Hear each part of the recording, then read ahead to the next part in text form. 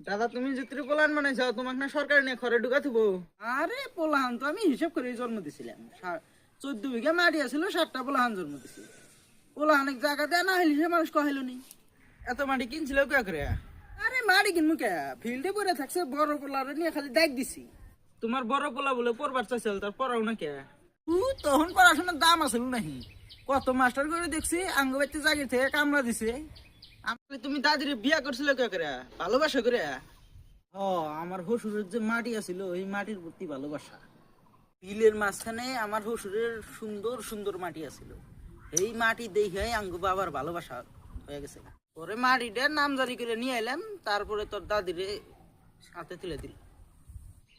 কিন্তু তোমার শ্বশুরে তোমার কি দেখে বিয়া দিল? হাই রে হাই, তুই আমাকে শুনছে এই কথা হইস করস। আগে আমাকে হিরোর মতো দেখা গেছে, সলমান খানের মতো। তাই নাহি? আচ্ছা তুমি বিয়া কয় বছর বয়সে করছিলে? ও আমি যখন বিয়ে করলাম তখন আমার বয়স আসলো 16, তোর দাদির বয়স তখন 7-8 বছর হবো।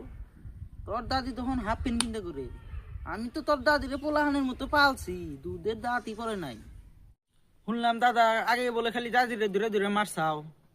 মারছি, সেই মারছি।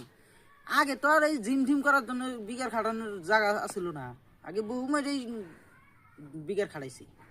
সামলের মাও কোন কইছে 1 কাপ চা আনবার নিগা, এ নাকি বুড়া বয়সে মার খাবার মন আছে নাহি? এই যাসা তোর দাদিক মেরে থিয়া, ওই যে দুয়ার রাউলে নাড়িটা আছে